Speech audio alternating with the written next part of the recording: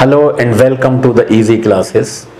आज बहुत लंबे गैप के बाद मैं ये लेक्चर रिकॉर्ड कर रहा हूँ जो कि जीएसटी यानी गुड्स एंड सर्विसेज टैक्स पर है। इससे पहले कि मैं ये लेक्चर शुरू करूँ, मैं आप लोगों का यानी इजी क्लासेस के व्यूअर्स का, उनके सब्सक्राइबर्स का बहुत बहुत धन्यवाद, हार्दिक धन्यवाद करना चाहता हूँ, बहुत शुक्रिया अदा करना चाहता हूँ कि उनकी दुआएं मेरे साथ थीं और उन्होंने बहुतों ने अपनी शुभकामनाएं मुझे भेजी, क्योंकि मैं इन्फेक्टेड हो गया था कोरोना से और उसकी रिकवरी में टाइम लगा और उससे फुल्ली रिकवर होने में यानी उसके इफेक्ट से बहुत ज़्यादा वक्त लगा। और यही वजह है कि आपने देखा होगा पिछले 2-3 महीने से मैं पूरी तरह से सीन से गायब था। तो बहरहाल उन लोगों का बहुत बहुत शुक्रिया। ये आप ही सब लोगों का प्यार और दुआएं हैं जो काम आती हैं इंसान के। तो जीएसटी क्यों चुना? बहुत सारे टॉपिक्स हैं जो दिमाग में आते थे कि इस पे बनाएंगे, लेकिन जाहिर है कि बनाने की पोजीशन में थे नहीं। बहरहाल जीएसटी इस वक्त बहुत ज़्यादा रेलेवेंट है क्योंकि हिंदुस्तान में जीडीपी के अलावा जो कि नेगेटिव ग्रोथ रेट रजिस्टर किया है इस क्वार्टर में, जीएसटी भी बहुत ज़्यादा न्यूज़ में रही है क्योंकि जीएसटी काउंसिल की मीटिंग में जो फाइनेंस मिनिस्टर है निर्मला सीतारमन, उन्होंने कहा कि ये तो एक्ट ऑफ गॉड है और जो अब हम सेंटर का कमिटमेंट है जो उनके लॉस ऑफ रेवेन्यू को, स्टेट्स के लॉस ऑफ रेवेन्यू को कंपनसेट करना, वो हम नहीं कर पाएंगे। वैसे एक्ट ऑफ गॉड के ऊपर मुझे एक हिंदी फिल्म भी याद आती है जिसमें परेश रावल ने सेंट्रल कैरेक्टर किया था, उसका नाम था ओ माई गॉड या OMG। और मेरी रिकमेंडेशन है कि आप उस मूवी को ज़रूर देखिएगा कि गॉड का सहारा लेना कहाँ तक सही है, क्योंकि गॉड तो अगर देखा जाए तो एक तरह से मेहरबानी रहा कि एग्रीकल्चर सेक्टर ने साथ लिया हमें कि उसमें पॉजिटिव ग्रोथ थी 3.something% की। तो गॉड की तरफ से तो जेनरोसिटी अभी भी थी। सवाल यह है कि हमने क्या किया, इसके ऊपर मैं बाद में आऊँगा। लेकिन चूंकि ये टॉपिक बहुत वाइड है, इसके बहुत सारे एंगल्स हैं, तो मैं जीएसटी का स्ट्रक्चर कैसे ये इवॉल्व हुआ उसको, ताकि आपको ये इशू समझने में आसानी हो जाए, और जो करंटली हुआ वो ब्रीफ में बता रहा हूं, उसके ऊपर डिटेल बाद में। तो ये कई उसमें इंस्टॉलमेंट में बनेगा। तो फर्स्ट एपिसोड जो है वो ये आज बना रहा हूं मैं जीएसटी के ऊपर। यानी जीएसटी जिस वक्त लागू किया गया उस वक्त स्टेट्स को ये अश्योर किया गया था कि अगर उनका रेवेन्यू लॉस होता है ईयर ऑन ईयर बेसिस के ऊपर with annual compound to the extent of 14%, यानी हर साल 14% अगर ग्रोथ नहीं हो रही है तो सेंटर उसको 5 साल तक वो करेगा, कंपनसेट करेगा। हालांकि ये भी मुश्किल काम था, इसके ऊपर भी कंसेंसस होना, लेकिन एक आसानी ये हो गई कि बहुत ज़्यादा स्टेट जो हैं वो एक ही पार्टी के उसमें थी, बीजेपी सेंटर में भी थी, बहुत ज़्यादा स्टेट्स में थी, तो ये काम हो गया। हालांकि स्टेट्स जो है वो अपना टैक्स पावर को सरेंडर नहीं करना चाहते, इसके ऊपर मैं भी बाद में आऊँगा। बहरहाल सेंटर का, स्टेट्स का ये अप्रीहेंशन कि उनका रेवेन्यू लॉस होगा, ये एक था, क्योंकि स्टेट्स का रफली 50%, किसी स्टेट का उससे ज़्यादा, किसी स्टेट का उसके थोड़ा सा कम, एग्जैक्ट डेटा इस वक्त मेरे पास नहीं है, लेकिन रफली इतना जो स्टेट का अपना रेवेन्यू है उसका 50% एक ही सोर्स से आता है। That was sales tax on the sales of the goods. उसको आप सेल्स टैक्स कहें या वैल्यू एडेड कहें, कुछ भी कहें, लेकिन that is the tax which is levied on the sales of the goods. And since it is indirect tax, वो इनडायरेक्ट टैक्स है, उसका बर्डन जो है वो किस पे आता है? फाइनल यूजर पे आता है, उसका इंसिडेंस जो है, इसके ऊपर भी बात करते हैं। तो सेंटर को प्रॉब्लम आई। सेंटर की जीडीपी ऐसा नहीं है कि कोरोना के आने से डिक्लाइन हुई हो, कोरोना के आने के बाद तो नेगेटिव जोन में चली गई। उससे पहले भी रेट ऑफ ग्रोथ जो था वो पिछले 8 क्वार्टर से कंटिन्यूअसली डिक्लाइन कर रहा था। और जाहिर है कि जब जीडीपी डिक्लाइन कर रही है, इसका मतलब इकोनॉमिक एक्टिविटीज कम है, रेवेन्यू कलेक्शन कम है। उसके बहुत सारे कारण हो सकते हैं, उसके बहुत सारी वजह हो सकती हैं, जिसके ऊपर अलग से बात हो सकती है कि क्या मतलब it all started with the demonetisation. Without hesitation it can be said कि that was the disastrous move. Politically फायदा हुआ होगा बीजेपी को, लेकिन वो मूव इकोनॉमिकली डिसास्ट्रस था और उसके बाद से इकोनॉमी जो है वो डिरेल हुई, तो आज तक संभली नहीं है। फिर जीएसटी की स्ट्रक्चरल प्रॉब्लम क्या थी, इसके ऊपर एक सेपरेट वो भी होगा। तो ये बहुत बड़ा वो है टॉपिक, तो मैं इसके डिफरेंट एस्पेक्ट्स पे डिफरेंट एपिसोड करूंगा। तो करंट जो प्रॉब्लम थी वो ये थी कि सेंटर का एश्योरेंस कि स्टेट के रेवेन्यू लॉस को कंपनसेट किया जाएगा। कंपनसेट किस पे किया जाएगा, हर साल उनका 14% बढ़ा के पिछले साल के मुकाबले में। यानी शुरुआत कहां से होगी, उन्होंने ये जीएसटी कब लागू हुआ, जुलाई 1 2017 यहां से। और उनका नारा था कि वन नेशन वन टैक्स, बहुत अच्छा, on paper it's a very good idea. और जीएसटी एज आइडिया हो सकता है तब रोना हो, हालांकि उसमें भी कुछ इनहेरेंट डिफिकल्टीज हैं जिनका के ऊपर भी डिस्कशन होगा। इसको समेटना और किस तरह से ऑर्गेनाइज करना, ये मुझे थोड़ी सी प्रॉब्लम लग रही है कि कहाँ किस वाले में कौन कौन सी चीजें शामिल करूं। बहरहाल जुलाई 1 2017 को उन्होंने इसको अनाउंस किया और स्टेट्स के ये एश्योरेंस थी, स्टेट्स ने एग्री कर दिया कि अपनी टैक्स पावर जो है उन्होंने सरेंडर कर दी। और जाहिर है कॉन्स्टिट्यूशनल अमेंडमेंट लाया गया इसके लिए। कॉन्स्टिट्यूशनल अमेंडमेंट की क्यों जरूरत पड़ी, इसके ऊपर मैं भी आता हूं। और पिछले साल ही यानी फाइनेंशियल ईयर 2019-20 सेंटर को प्रॉब्लम आने लगी। अच्छा, कहां से देगा सेंटर अदरवाइज अपने कंसोलिडेटेड फंड से नहीं देना था उनको एक उन्होंने जीएसटी सेस लगा दिया था। सेस और टैक्स में क्या फर्क होता है, टैक्स वो रेवेन्यू होता है गवर्नमेंट के पास जो आता है कि वो जैसे चाहे उसको खर्च करे, जिस आइटम पे खर्च करे। सेस के लिए वो है कि जिस पर्पस के लिए लगाया गया उसी पर्पस पे खर्च होगा वो। ये टेक्निकल और लीगल उसमें फर्क है दोनों चीजों में। तो जीएसटी सेस लगाया गया, यानी सेंटर के पास एक फंड रहेगा, किसी स्टेट का अगर शॉर्टफॉल होता है रेवेन्यू में तो उसको सेस उससे दे दिया जाएगा। अब प्रॉब्लम यह है कि रेवेन्यू इतना कम हो गया कि सेस में कुल 95,000 करोड़ रह गए और शॉर्टफॉल था to the extent of 1.65 crore. तो सेंटर को ये कंसोलिडेटेड फंड से देना पड़ा, डिलेड पेमेंट हुआ, लेकिन बहरहाल उन्होंने मार्च 20 तक के सारे पेमेंट कर दिए। यानी फाइनेंशियल ईयर 2019-20 तक का उन्होंने कंपनसेशन स्टेट्स को दे दिया और ये कह अपने हाथ खड़े कर दिए कि भाई अब हम नहीं कर पाएंगे, अब आप बारो कीजिए। और उसकी अलग अलग स्कीम है, बहरहाल इन डिटेल्स में अब मैं नहीं जाऊंगा, ये बैकग्राउंड थी इसकी। इसलिए जीएसटी जो है इस वक्त। अब हम आते हैं कि जीएसटी ये इवॉल्व कैसे हुआ, इसके पीछे आइडिया क्या था और क्यों प्रॉब्लम शुरू हुई और उसको क्या करना चाहिए था और ये प्रॉब्लम कैसे हो गई और इवॉल्व कैसे हुआ। इस कॉन्टेक्स्ट में मैं आपको रिकमेंड करूंगा कि इजी क्लासेस का एक लेक्चर शायद है, मैं भी चेक करूंगा, अगर नहीं है तो आप लिखिएगा, system of federal finance in India. Federal finance के ऊपर एक वीडियो शायद रिकॉर्ड किया था कि हिंदुस्तान का फेडरल फाइनेंस किस तरह रिकॉर्ड हुआ। जिस तरह हमारे कंट्री में सेंटर और स्टेट की लेजिस्लेटिव पावर्स हैं कि कौन सा आइटम सेंटर के पास है, कौन सा स्टेट के पास है, कौन सा कंकरेंट लिस्ट में है, इसी तरह टैक्सेस की भी पावर कॉन्स्टिट्यूशन में डिफाइन की गई है। यानी वो स्टेट का ड्यू है, वो स्टेट का राइट है, सेंटर का राइट है। कुछ टैक्सेस जो हैं इनिशियली शेयरेबल बनाए गए, जो सेंटर कलेक्ट करेगा लेकिन स्टेट के साथ उनको शेयर करेगा। कुछ टैक्सेस खाली सेंटर के होंगे, कुछ टैक्सेस खाली उसके होंगे। यानी देखिए टैक्स में कई चीजें होती हैं। टैक्स में लेविंग पावर किसके पास है, यह भी इंपॉर्टेंट है। कलेक्ट कौन करेगा, यह भी इंपॉर्टेंट है। और उसकी जो प्रोसीड आएगी वो उसके ऊपर किसका राइट होगा। तो इनिशियली 5 कैटेगरीज थी, 2 कैटेगरी उतनी इंपॉर्टेंट नहीं थी, लेकिन 3 कैटेगरीज थी इंपॉर्टेंट। यानी वो जो एक्सक्लूसिव सेंटर का है, यानी सेंटर के पास पावर्स है लेवी करने की, कलेक्ट करने की और रिटेन करने की, और एक जो स्टेट के पास है लेवी करने की, कलेक्ट करने की और रेवेन्यू प्रोसीड को रिटेन करने की।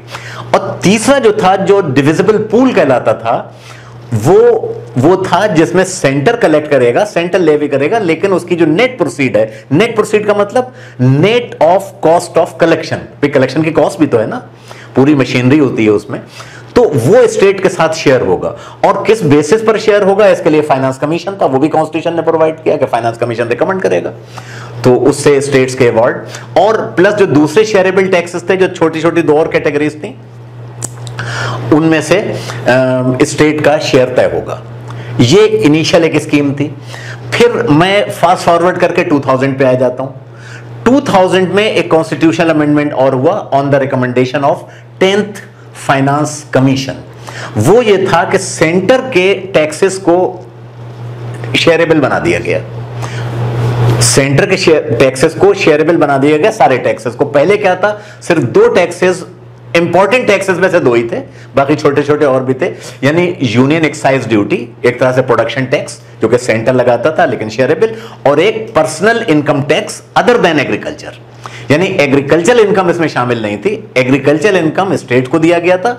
स्टेट अगर चाहे तो एग्रीकल्चर इनकम टैक्स लगा सकती है, लेकिन कोई स्टेट लगाती नहीं है। उसमें अलग इश्यूज हैं उसमें बहुत सारे, और ये बहुत सारे कंट्रीज में नहीं लगा पाते, उसमें डिफिकल्टीज हैं एग्रीकल्चरल इनकम टैक्स में, ठीक है। तो लेकिन सारे टैक्सेस शेयरेबल हो गए, पहले 2 ही थे अब सारे हो गए, और उस हिसाब से फिर फाइनेंस कमीशन के रिवॉर्ड्स भी एडजस्ट हुए। मतलब जो सब्सिक्वेंट यानी 11 फाइनेंस कमीशन जब आया तो उनकी रिपोर्ट तकरीबन तैयार थी। जब ये रिकमेंडेशन और ये कॉन्स्टिट्यूशन अमेंडमेंट कर दिया तो उन्होंने पूरी रिपोर्ट को रिविजिट किया और फिर दोबारा से उसके अवार्ड तय किए गए। वो सब कहानी अलग है।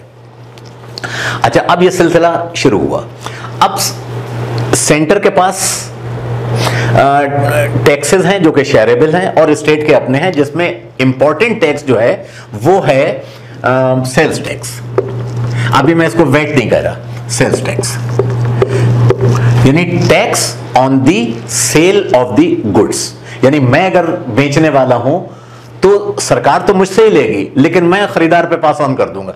ये पेन है फॉर एग्जांपल, इस पेन की कीमत 20 रुपए है और 10% के हिसाब से अगर इस पे टैक्स लगेगा तो 2 रुपए, सॉरी 10% के हिसाब से 2 रुपए टैक्स लग जाएगा, तो मैं 22 रुपए में बेचूंगा इसको।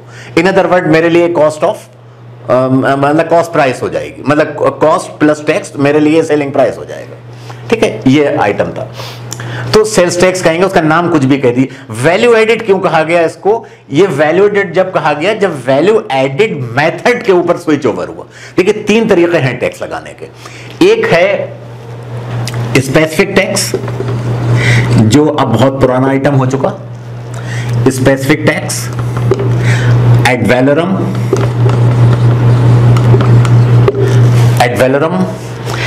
और तीसरा वैल्यू एडिड। स्पेसिफिक टैक्स ये है कि आपने इररिस्पेक्टिव ऑफ वैल्यू आपने एक टैक्स लगाया। जैसे कार के ऊपर आपने टैक्स लगा दिया कि 50,000 हर कार पे टैक्स लगेगा, तो अब उसमें मर्सिडीज पे भी 50,000 लगेगा, और जो छोटी कारें जो हैं वो सेंट्रो और ये वाली स्पार्क की या जो भी कारें बिक रही हैं, टाटा की, इंडिका, इन सब पे भी वही 50,000 लगेगा। तो जाहिर है ये टैक्स रिग्रेसिव है। रिग्रेसिव इन द सेंस के जाहिर है हाई एंड कार्स जो हैं वो पैसे वाले यूज करते हैं, तो उन पे भी इतना ही टैक्स लग रहा है। टायर हैं फॉर एग्जाम्पल, अगर उसमें स्कूटर के टायर पे भी उतना ही लगेगा, मोटरसाइकिल के टायर पे भी उतना लगेगा, और कार के टायर पे भी लगेगा, और ट्रैक्टर के टायर पे भी उतना लगेगा, और ट्रक के टायर पे भी उतना लगेगा। ज्यादा से ज्यादा आप कैटेगराइज ये कर सकते हैं स्पेसिफिक में कि ट्रक के सारे टायर्स के ऊपर, यानी 4 व्हीलर्स जो लगेज कैरियर्स हैं 6 एक्सेल या और उससे ज्यादा एक्सेल के, उनके टायर के ऊपर लगेगा, ये कर सकते हैं। लेकिन उसमें भी टायर की क्वालिटी, फॉर एग्जाम्पल गुडियर जो है वो महंगा टायर है, जेके सस्ता वाला टायर है, अपोलो शायद उससे भी सस्ता है या आसपास के हैं, तो सब पे टैक्स बराबर का लगेगा। दैट इज स्पेसिफिक टैक्स, जो नॉर्मली बहुत कम आइटम है, पता नहीं अब लगता भी है कि नहीं लगता। दूसरा होता है वैल्यू के ऊपर, यानी अगर आपने टैक्स लगाया तो जिस चीज की वैल्यू ज्यादा है उस चीज को वैल्यू पे लगेगा। मतलब ये पेन है, इसकी कीमत सपोज 20 रुपए है, और इसके ऊपर अगर 10% लगाएंगे तो इसकी कीमत 22 रुपए हो जाएगी, इसका 2 रुपए टैक्स आएगा। किसी पेन की कीमत 100 रुपए है, उसके ऊपर अगर 10% लगाएंगे तो 10% टैक्स आएगा। तो ये वैल्यू के साथ बढ़ता रहता है। लेकिन ये भी रिग्रेसिव टैक्स इसलिए है कि हाई वैल्यू चीजें कौन खरीद रहा है? जिसकी इनकम ज्यादा है, जो अफोर्ड उसको कर सकता है। तो tax as a percentage of their income वो तो कम ही हुआ ना, तो वो सारे रिग्रेसिव टैक्स हैं। ये इनडायरेक्ट टैक्सेस है। इनडायरेक्ट टैक्स क्यों है, इसके ऊपर भी वीडियो आप देख लीजिएगा। इनडायरेक्ट टैक्स इसलिए जहां पर इंसिडेंस यानी बर्डन ऑफ द टैक्स जो है वो पास ऑन हो सकता है, ठीक है। तो ये तरीका था। तीसरा है value added method. Value added method ये है कि हर स्टेज के ऊपर उस चीज पर टैक्स लगाना है जहां पर वैल्यू एडिशन हुआ। फॉर एग्जाम्पल, इस पेन को बनाने के लिए कहीं से प्लास्टिक खरीदी गई, ठीक है, तो प्लास्टिक पे भी एक टैक्स लग के आया था, मैंने इसका पेन बनाया, पेन बनाने के बाद मैंने बेचा, तो प्लास्टिक का टैक्स तो कॉस्ट में शामिल था ना ऑलरेडी, लेकिन अब इसकी वैल्यू पे आप टैक्स लगाएंगे तो टैक्स ऑन टैक्स हो जाएगा। इसमें कैस्केडिंग इफेक्ट होते हैं टैक्स ऑन टैक्स लगाने पे। बहुत सारी चीजें ऐसी होती हैं जिसमें कई स्टेजेस होती हैं इनपुट्स की, एक स्टेज से एक स्टेज, दूसरी स्टेज, तीसरे से, मैं इसके भी एग्जांपल देके बता दूंगा, टेबलर फॉर्म में बता दूंगा ताकि आपको आसानी हो जाए। तो टैक्स ऑन टैक्स लगता है अगर खाली उसके ऊपर लगाएं, अगर फाइनल प्रोडक्ट के ऊपर लगाते हैं। अच्छा, दूसरी प्रॉब्लम क्या होती है कि पिछली किसी चीज पे ना लगाएं, अगर टैक्स ऑन टैक्स को बचाया जाए, मिसाल के तौर पे अर्लियर स्टेजेस पे ना लगाएं हम टैक्स, यानी प्लास्टिक पे ना लगाएं, इंक है उस पे ना लगाएं, और जो रॉ मटेरियल यूज हो रहा है उसके ऊपर ना लगाएं, तो क्या होगा, तो फाइनल पे लगाएं। लेकिन अगर बीच में अगर कहीं पर टैक्स चेन टूट गई तो हमने पूरा टैक्स खो दिया। अगर पहले टैक्स लगता है तो कम से कम उस स्टेज तक तो टैक्स मिल गया ना सरकार को। और टैक्स एवेजन तो आप जानते हैं, तरह तरह के तरीके लोग ईजाद करे लेते हैं, इसमें खासा आविष्कार में हम लोग माहिर हैं, जो कि बहुत ज़्यादा गर्व की बात नहीं है, लेकिन बहरहाल ये डिस्टिंक्शन है हमारा, तरह तरह के नए नए तरीके निकाल लेते हैं। मैं आपको एक एग्जाम्पल पर्सनल बताता हूँ। एक मेरा क्लास फेलो था जिसका शहर में बड़ा शोरूम था, उससे ऐसी बात हो रही थी, तो क्या सर आप टैक्स कितना देते हैं, तो हमने क्या इतना देते हैं, तो बोले आप इतना भी टैक्स क्यों देते हैं, और हमने कहा तुम कितना देते हो, तो बोले हम तो इतना देते हैं, तो अब हम तो इतनी इनकम शो करते हैं। तो ये पुरानी बात हो गई, ये बात 80s की है। तो मैंने कहा हम तो अपनी इनकम छुपा नहीं सकते, हमें तो तनख्वाह बाद में हाथ में आती है, टैक्स तो पहले ही कट जाता है उसमें। बोले हाँ ये बात तो है। तो अब यानी टैक्स को वो छुपा सकता है। तो अब सोच लीजिए एक छोटा दुकानदार, मतलब उसको छोटा ही कहूंगा मैं, लेकिन जाहिर है हम सैलरीड क्लास के मुकाबले में तो बहुत ज्यादा अर्न कर रहा था वो, तो वो टैक्स बचा रहा है।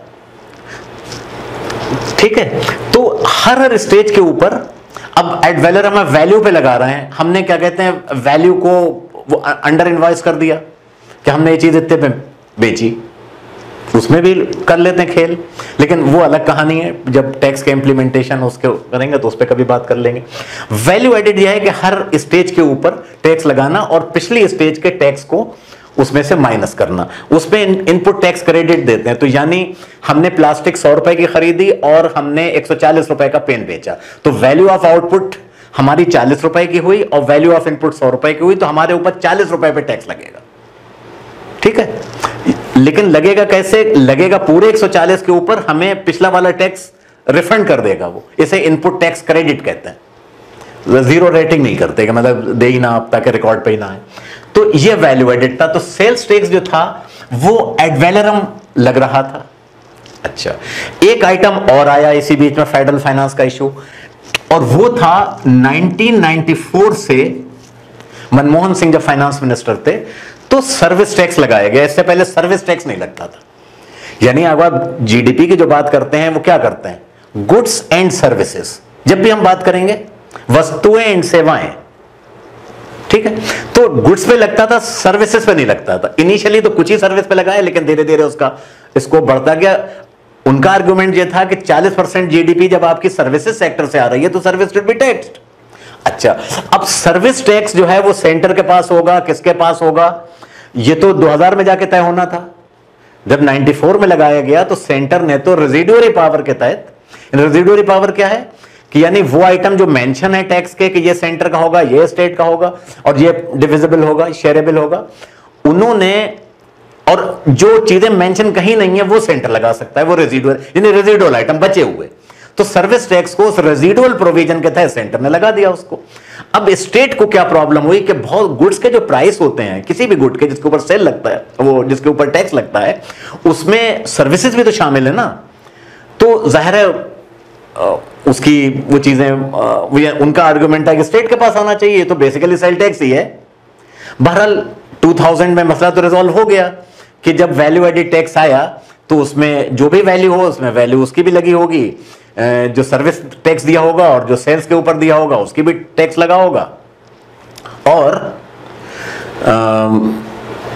ये चलता रहा। बेसिकली सर्विस टैक्स जो है वो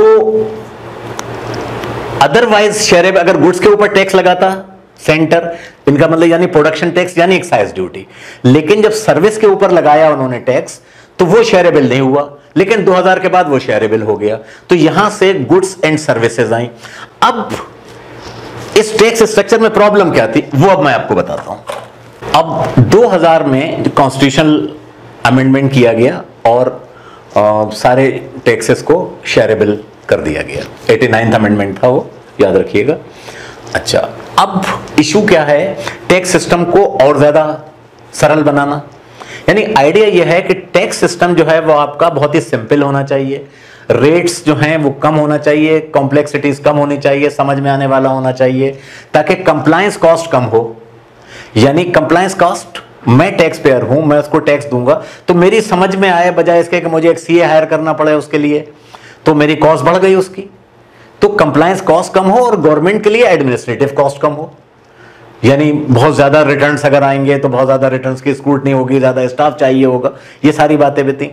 अच्छा, अब जहां तक सवाल इनडायरेक्ट टैक्सेस का था, इतने ज्यादा इनडायरेक्ट टैक्सेस थे हिंदुस्तान में कि 17 इनडायरेक्ट टैक्सेस को तो एक टैक्स में मर्ज किया गया, इसके अलावा भी कुछ थे।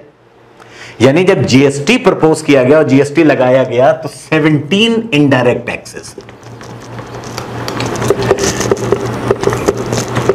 वर merged into one nation wide GST, goods and service tax. अब एक टैक्स होगा, यानी नारा नहीं, एक देश एक वन नेशन वन टैक्स, ठीक है। तो इसका मतलब जब एक चीज पे 17 टैक्स लगते होंगे तो टैक्स ऑन टैक्स तो इनएविटेबल था ही था, चाहे वैल्यू एडिट कर लो या कुछ भी कर लो, आप नहीं वो कर पाओगे। दूसरी बात ये थी कि जो 17 इनडायरेक्ट टैक्सेस हैं, इनमें कुछ सेंटर के हैं, कुछ स्टेट के हैं। तो अब अगेन प्रॉब्लम, क्योंकि वहां तो ज्यूरिसडिक्शन ही अलग अलग है। अच्छा, टैक्स का काम खाली गवर्नमेंट को रेवेन्यू देना नहीं होता है। टैक्स सरकार की उन इकोनॉमिक पॉलिसी और इकोनॉमिक ऑब्जेक्टिव्स को भी अचीव करने के काम आता है कि कौन सी गुड्स को हम सस्ता रखना चाहते हैं, कौन सी गुड को महंगा रखना चाहते हैं। तो एक इंस्ट्रूमेंट भी है रेगुलेशन का। तो टैक्स के अलावा ये पावर भी है उसकी। तो अगर स्टेट उसको सरेंडर कर रही है तो अपनी कम से कम ये पावर जो है टैक्स की, वो तो आपने tax being used as instrument वो आपने खो दी। रेवेन्यू चलो सेंटर ने कहा। अच्छा, जब वैट लागू किया गया था तो वैट कब से शुरू हुआ? वैट के ऊपर बहुत रेजिस्टेंस था स्टेट्स का, बहुत ज्यादा। और सबसे पहला शायद स्टेट जो थी हरियाणा थी, जिसने शायद 2003 में कर दिया था। और 2005 में जब इसको इंप्लीमेंट किया, उस वक्त perhaps Chidambaram was the finance minister. ये यूपीए 1 आ चुकी थी सरकार परहैप्स, और उन्होंने फिर वही काम किया कि स्टेट्स को ये एश्योरेंस दी कि अगर रेवेन्यू लॉस होगा तो हम कंपनसेट करेंगे। स्टेट ये कहते थे हमारा रेवेन्यू घट जाएगा, कि हमारा यही तो मेन आइटम है। लेकिन उस वक्त कोई स्टेट क्लेम करने नहीं आया कि हमारा रेवेन्यू घट गया। रेवेन्यू बढ़ गया था उस वक्त वैट के आने के बाद, घटा नहीं था, तो सेंटर को क्लेम नहीं देने पड़े थे। लेकिन वो इन वन गो इंप्लीमेंट नहीं हुआ। इनिशियली 6 स्टेट्स ने, जब 2005 में उन्होंने उसको किया तो 6 स्टेट्स फिर भी कह रही थी हम नहीं करेंगे। यूपी उसमें से एक थी, तमिलनाडु थी, और कई स्टेट थी, शायद गुजरात ने भी बाद में ज्वाइन किया। लेकिन 2008 के आते आते सबने उसको ज्वाइन कर लिया था। अच्छा, अब वैल्यू एडेड तो आ गया। अब वैल्यू एडेड स्टेट लगाएगी तो अपने टैक्सेस पे ही तो लगाएगी, सेंटर वाले टैक्स उसमें रह ही जाएंगे। तो यानी गुड्स के ऊपर अभी भी तरह तरह के टैक्स लग रहे हैं। अगर हम पूरी लिस्ट उठा के दें तो 17 तो मर्ज किए गए, तो उसके अलावा भी टैक्स हैं। तो कितने कॉम्प्लिकेटेड टैक्स सिस्टम था, और एक गुड के ऊपर कितना टैक्स होता है। प्रोडक्शन टैक्स के लिए central taxes, state tax, octroi यानी जो चुंगी लगती है वो, और तरह तरह के टैक्स, राइट। अच्छा, अब सर्विस टैक्स अलग से चीज आ गई। अच्छा, अब सबसे बड़ा इशू जो है, जब आप गुड्स एंड सर्विस टैक्स लगाएंगे तो आप सारे मतलब आइडियली सारे इनडायरेक्ट टैक्स जो है वो मर्ज होके एक टैक्स बन जाना चाहिए, that is goods and services tax, no other tax. लेकिन ऐसा बहरहाल नहीं हुआ, और कुछ चीजों को इस एम्बिट से बाहर छोड़ा गया। वो चीजें क्या थीं? उसमें पेट्रोल को छोड़ दिया गया, उसमें रियल एस्टेट को छोड़ दिया गया, उसमें मेरे ख्याल से अल्कोहल को छोड़ दिया गया, ये सब स्टेट के आइटम रह गए, स्टेट के पास रह गए, और उसमें जीएसटी में नहीं आए। तो एक तो जीएसटी पूरी तरह से नहीं बन पाया। अब दूसरा जो इश्यू इसमें बड़ा था, उसमें जो सेंटर के इंपॉर्टेंट टैक्सेस थे, उसमें यूनियन एक्साइज ड्यूटी है, ठीक है, जो इनडायरेक्ट टैक्सेस की बात कर रहे हैं, और बहुत सारी ड्यूटीज हैं, एडिशनल ड्यूटी ऑफ एक्साइज।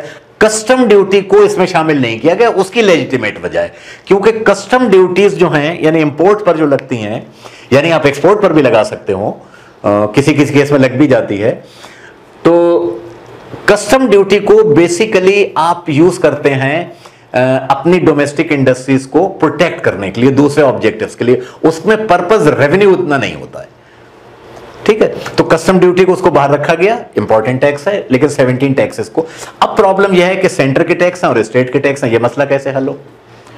तो उसके लिए यह किया गया कि एक जीएसटी काउंसिल बनाई गई, हर स्टेट का फाइनेंस मिनिस्टर उसका मेंबर है एक्स ऑफिशियो, और यह तय किया गया कि आधा स्टेट का टैक्स अलग होगा, सेंटर का अलग होगा।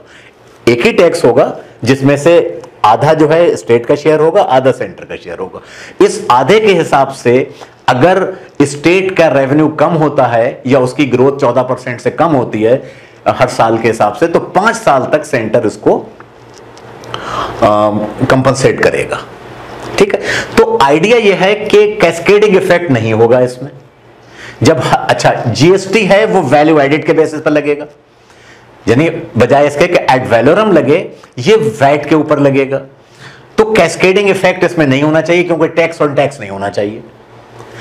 अच्छा, आइडिया ये था और ख्याल था कि इसकी वजह से क्योंकि टैक्स सिस्टम सिंपल हो जाएगा, कंप्लायंस बढ़ेगा, टैक्स नेट बढ़ेगा, ऑर्गेनाइज सेक्टर ज्यादा बढ़ेगा, चीजें रिकॉर्ड पे ज्यादा आएंगी, क्योंकि अगर हमें इनपुट टैक्स क्रेडिट लेना है तो मुझे पिछले वाले से रसीद लेना है, उसे अपने पिछले वाले से रसीद लेना है, तो ज्यादा चीजें रिकॉर्ड पे होंगी, टैक्स सिस्टम बढ़ जाएगा, ठीक है। तो एक तो ये था, मतलब ये प्रिजम्पशन था कि टैक्स कलेक्शन इसकी वजह से बढ़ जाएगा। दूसरा एक और इशू है इसमें, और वो इशू ये है कि आज के दिन का ये रेवेन्यू है, ये आ रहा है, और जीएसटी आप इसलिए लगा रहे हैं कि आप उसको सिंप्लीफाई कर दें, ठीक है। तो आपको एक रेवेन्यू न्यूट्रल टैक्स रेट चाहिए। रेवेन्यू न्यूट्रल रेट का मतलब यह होता है कि वो कौन सा रेट हो जिसके ऊपर अगर टैक्स कलेक्ट किया जाए तो उतना टैक्स आ जाए जितना आज की तारीख में हमारे पास आ रहा है। ख्याल तो यह है कि ज्यादा आ जाएगा क्योंकि हम सिंपल बना रहे हैं। तो रेवेन्यू न्यूट्रल रेट को कैलकुलेट किया गया उसके हिसाब से। लेकिन दूसरी प्रॉब्लम क्या हुई, ऐसा नहीं था कि वन नेशन वन टैक्स और वन रेट भी हो, ना तो वन टैक्स था क्योंकि कुछ चीजों को बाहर छोड़ दिया गया, ना वन रेट था, कई रेट थे, 6% भी था, 18% भी था, 28% भी था, और ऑन एंड ऑफ उसके ऊपर आदेश आते रहे कि अब ये वाली चीजें 18% में आ गई, ये वाली चीजें 6% में आ गई, और उनकी डेफिनेशन प्रॉब्लम, और इंप्लीमेंट होने के बाद से मतलब 100-200 तो कम से कम सर्कुलर आ चुके होंगे क्लैरिफिकेशन के। इसका मतलब यह है कि वो पूरी प्रिपरेशन नहीं थी उसकी। देखिए, टीचिंग प्रॉब्लम तो होती है, यानी जब भी कोई नई चीज करते हैं तो इनिशियल प्रॉब्लम्स होती हैं उसमें, लेकिन इतनी ज्यादा प्रॉब्लम जो है वो एंटीसिपेट नहीं की गई थी। अब आपने इंप्लीमेंट किया, मिसाल के तौर पे हमारे स्टॉक में जो सामान पड़ा हुआ है उसका वैल्यूएशन काय पे होगा, हम तो उसमें अच्छा टैक्स पहले देखे, हमें इनपुट रेटेड मिलेगा कि नहीं मिलेगा, ये सारे इश्यूज थे। फिर जो अनरिकॉर्डेड है, जो रिकॉर्ड पे नहीं है, छोटे दुकानदारों का क्या होगा, वगैरह। चल, इन इश्यूज को हम बाद में लेंगे। सबसे पहले मैं आपको एक तरह से वो बता दूं कि कैस्केडिंग इफेक्ट क्या चीज होती है और टैक्स ऑन टैक्स कैसे आप उसको आइडेंटिफाई कर सकते हैं। ये आपको क्लैरिटी हो जाएगी तो बहुत सी चीजें समझने में आसानी हो जाएगी, और जो एक मेजर इशू है वो भी समझ जाएंगे। तो मैं एक टेबल बना के आपको बताता हूं कि कैस्केडिंग इफेक्ट या टैक्स ऑन टैक्स कैसे। तो ये मैंने एक टेबल यहां पर लिख लिया है क्योंकि इसमें टाइम लगता, तो मैंने तैयार कर लिया पहले से, मैं भी एक्सप्लेन करता हूं आपको। और ये टेबल मैंने एग्जाम्पल जो उन्होंने यूज की थी, अरुण कुमार ने अपनी बुक जो उन्होंने जीएसटी पर लिखी है उससे लिए। अगर आप, ये बुक बहुत अच्छी है, मैं रिकमेंड करूंगा अगर आप जीएसटी के बारे में बहुत तफसील से जानना चाहें तो। ओके, पेंगुइन पब्लिकेशन है। अरुण कुमार जो जेएनयू के प्रोफेसर थे, वहां से रिटायर हुए। यानी कैस्केडिंग इफेक्ट वो है कि जहां पर टैक्स के ऊपर टैक्स लग जाता है। अच्छा, और ऐसा कब होता है? जब किसी चीज की फाइनल प्रोडक्ट बनाने में उससे पिछली स्टेज और उससे पिछली स्टेज एक चेन होती है पूरी सेल की, इनपुट्स की। जैसे यूटेंसिल्स जो हमारे पास आते हैं स्टील के, चाहे वो खाना पकाने के बर्तन हो या चम्मच या कटलरी, जो कुछ भी हो, उसके लिए स्टील चाहिए। स्टील पिग आयरन से बनती है और पिग आयरन आयरन ओर से बनती है। आयरन ओर प्राइमरी प्रोडक्ट है जो कि माइनिंग से आती है आपके पास, यानी आयरन ओर का कोई दूसरा रॉ मटेरियल नहीं है। आयरन ओर खुद अपने आप में प्राइमरी रॉ मटेरियल है, ठीक है। तो एक एग्जांपल ये लिए, ये रॉ मटेरियल यहां पर iron ore, pig iron, steel utensils, ये रॉ मटेरियल की कॉस्ट रुपी तो में एक हाइपोथेटिकल एग्जांपल है। जाहिर है यहाँ कोई रॉ मटेरियल आयरन ओर का तो है नहीं, तो यहाँ 0 हो गया। और ये पिग आयरन, ये भी मैं एक्सप्लेन करता हूं। वैल्यू एडिशन कितना हो रहा है, ये उसका रुपए में है। यहां पर कॉस्ट प्राइस, यानी किस जो उसको प्रोड्यूसर जिस कॉस्ट पे बेचना चाहेगा, अगर टैक्स ना हो, यानी उसको टैक्स ना देना हो, और ये जो है वो टैक्स उसके ऊपर कितना लग रहा है, तो जाहिर है प्रोड्यूसर की कॉस्ट, अपनी कॉस्ट में उसका अपना प्रॉफिट शामिल है, इसको आप मान के चलिएगा। तो कॉस्ट प्लस टैक्स जो उसके ऊपर लगेगा, ये सेल प्राइस बन जाएंगे, ये भी रुपए में है। और टैक्स ऑन टैक्स जो है वो कितना लग रहा है, ये भी रुपए में है।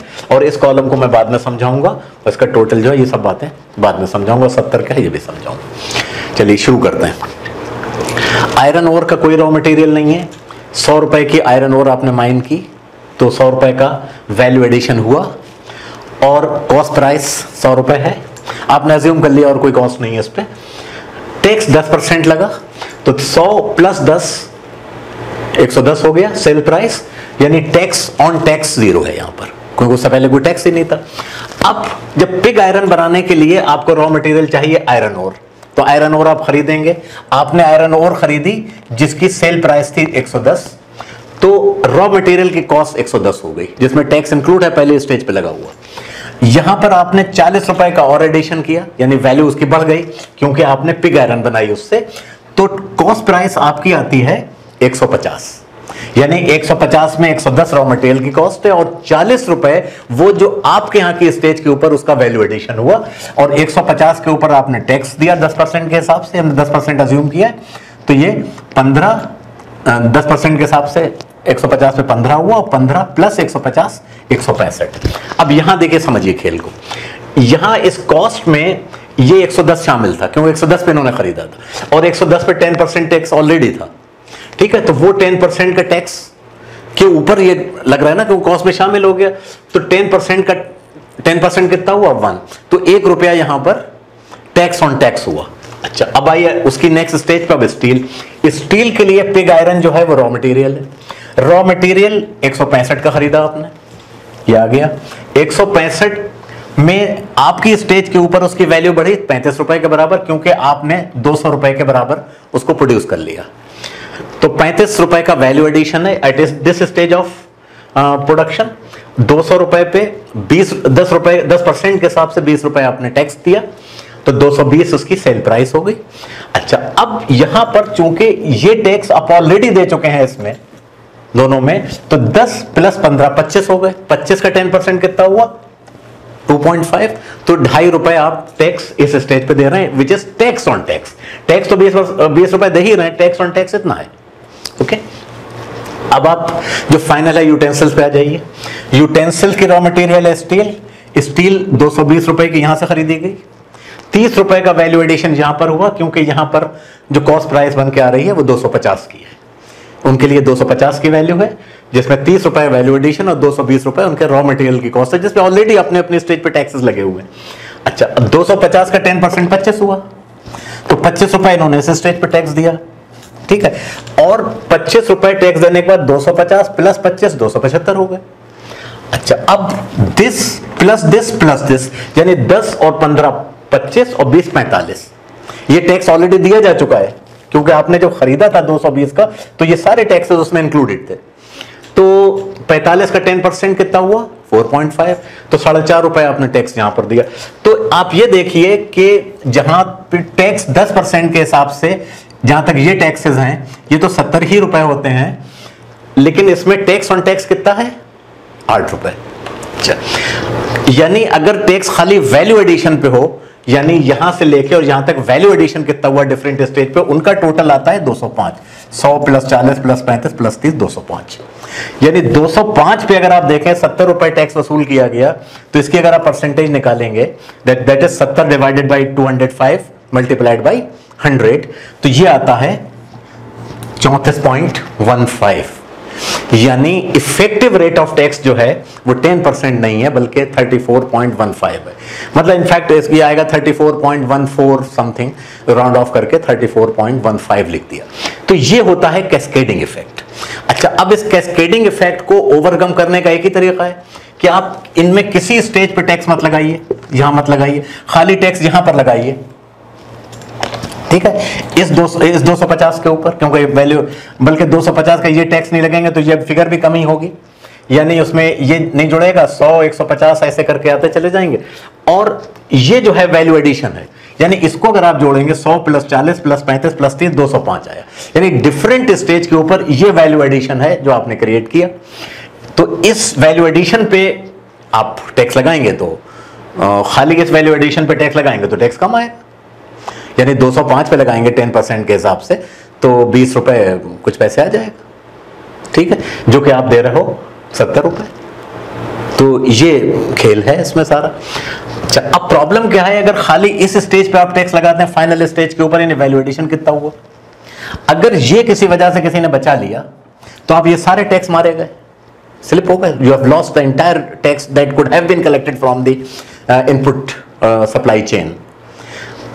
तो इसके लिए ये कहते हैं कि हर स्टेज पे टैक्स भी लगे और टैक्स पर टैक्स ना लगे, क्योंकि उसका कैस्केडिंग इफेक्ट होता है। जाहिर है जो भी टैक्स लगता है वो प्राइस में जुड़ जाता है, आप देख रहे हैं सेल प्राइस में जुड़ रहा है। यानी जो इनडायरेक्ट टैक्स हैं वो कैसे अफेक्ट कर रहा है और रिग्रेसिव है। अच्छा, इनडायरेक्ट टैक्स एक मामले में और एक चीज मैं बता दूं कि जाहिर है कि ये वैल्यू एडेड टैक्स जो है जीएसटी में वो कर रहे हैं या खाली सेल्स टैक्स को भी लें, तो इनडायरेक्ट टैक्स जो है वो भी आपकी इनकम को अफेक्ट करता है और जो डायरेक्ट टैक्स है वो भी इनकम को अफेक्ट करता है। फॉर एग्जांपल इनकम है, इनकम में पॉइंट ऑफ टैक्स क्या है, आपकी इनकम है। तो आपकी इनकम, जैसे मेरी 100 रुपए इनकम, मेरे ऊपर 10% टैक्स लगा तो मेरी इनकम 90 रुपए हो गई।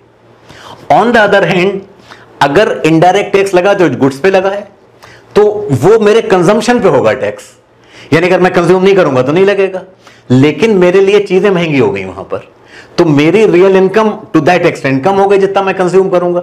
तो दोनों ही मामलों में अफेक्ट तो मैं ही हो रहा हूं, एक जगह मेरी नॉमिनल इनकम कम हो रही है, एक जगह मेरी रियल इनकम कम हो रही है। अब मसला इसमें यह है कि जब रियल इनकम कम होती है तो इसका मतलब मार्केट में प्राइस बढ़ रहा है, अब जो चीजें जो हैं वो गरीब भी खरीद रहा है, अमीर भी खरीद रहा है। अच्छा, ये कहना कि आप उन चीजों को एग्जम्प्ट कर दीजिए टैक्स से, मिसाल के तौर पे फूड आइटम को आपने कर दिया, वीट है, वीट को आपने टैक्स से एग्जम्प्ट कर दिया, वीट पर सेल टैक्स नहीं ले रहा, तो क्या आप समझ रहे हो टैक्स नहीं लग रहा उसके ऊपर? भाई ट्रांसपोर्ट होकर कहीं पर आ रहा है, सर्विस टैक्स लगा, उसमें डीजल खर्च हो रहा है, उसके ऊपर टैक्स लगा, तो सारी चीजें तो कॉस्ट में शामिल हो रही हैं उसके। हर आदमी, चाहे वो बिल्कुल बिलो पॉवर्टी लाइन रह रहा हो, चाहे वो फकीर हो, चाहे गरीब से गरीब आदमी, हर आदमी टैक्स दे रहा है। अच्छा, अब ये तय करना कि कौन ज्यादा दे रहा है, और लग्जरी पे आपने लगा दिया, चलिए हाई एंड कार्स पे आपने लगा दिया, वो अमीर आदमी खरीदेंगे, लोअर उस पे लगा दिया। लेकिन आप ये देखिए कि अमीर लोग कितना अपनी इनकम का कितना पोर्शन कंजम्पशन पे खर्च करते हैं और एक गरीब आदमी कितना करता है। गरीब आदमी को तो महीने का आखिर में ही, मतलब हम ही को याद है कि आखिर में खींचतान हुआ करती थी शुरू में, अब से 30 साल 35 साल पहले तनख्वाह मिलने के आखिर में जब तो सैलरी का इंतजार करते रहते थे, जबकि शुक्र है अल्लाह का कि अच्छी सैलरी थी, लेकिन फिर भी तो कंज्यूम कौन ज्यादा करता है? हमारी सैलरी का पूरे के पूरे खर्च हो रही है, मुकेश अंबानी तो अपनी पूरी इनकम खर्च नहीं करते होंगे। तो कंजम्पशन एक्सपेंडिचर, तो उसमें जो टैक्स दे रहे हैं वो as a percentage of as proportion of income वो अमीरों का बहुत कम है गरीबों के मुकाबले में। तो इसलिए से भी ये रिग्रेसिव टैक्स है। रिग्रेसिव टैक्स वो होता है जहां पर इनकम ज्यादा है तो रेट ऑफ टैक्स आपके लिए कम है, तो आपके लिए तो परसेंटेज कम ही बने ना इनकम के हिसाब से। तो अच्छा, इसीलिए कहते हैं कि इनडायरेक्ट टैक्सेस जो हैं वो कम होने चाहिए, डायरेक्ट ज्यादा होने चाहिए, कि डायरेक्ट टैक्स अमीरों को अफेक्ट करते हैं और इनडायरेक्ट टैक्स सबको अफेक्ट करते हैं, और गरीबों को इस मामले में ज्यादा ही करते हैं क्योंकि प्राइस बढ़ जाते हैं, मार्केट डिस्टॉर्ट हो रही है वगैरह वगैरह। तो ये उसका एक तरीका है। लेकिन कैस्केडिंग इफेक्ट कैसे कम करा जाए, उसका तरीका वैल्यू एडेड टैक्स था। अब वैल्यू एडेड टैक्स जिसको बेस बनाया गया जीएसटी के लिए, गुड्स एंड सर्विसेज जब किया तो जीएसटी तो ऑलरेडी, वो सॉरी वैल्यू एडेड तो ऑलरेडी सेल्स टैक्स में लग चुका था, अब इसको और कॉम्प्रिहेंसिव बनाया। तो इसके इश्यूज जो हैं वो क्या थे, स्ट्रक्चर में क्या कमी रह गई कि जीएसटी के बाद और कॉम्प्लिकेशंस आ गए, ये सारी चीजें हैं। ट्रांजिशन किस तरह से हुआ, जो ऑलरेडी जिन्होंने सामान खरीद के रखा हुआ है अपनी इन्वेंट्रीज में जिसके ऊपर ऑलरेडी टैक्स पेड है, उनका क्या होगा। तो ये सारे इश्यूज हैं जो मैं नेक्स्ट वीडियो में आपको समझाऊंगा। और मुझे लग रहा है आज ये लेक्चर मेरे ख्याल से 25-30 मिनट तो हो ही गए होंगे, तो मुझे लगता है कि मैं अब ये काम कर सकता हूँ, वरना तो 5 मिनट अगर मैं बोलूँगा, जाहिर है कि लेक्चर देने के लिए थोड़ा लाउडली बोलना पड़ता है, भले ही माइक्रोफोन लगा हुआ है, लेकिन आदत तो टीचर ही वाली है। तो खांसी नहीं आई, इसका मतलब यह है कि अब उम्मीद करता हूँ कि आप लोग रेगुलर बेसिस पर वीडियोस देखेंगे और इंशाल्लाह नए नए टॉपिक के ऊपर आपको वीडियोस मिलेंगे। Thank you very much.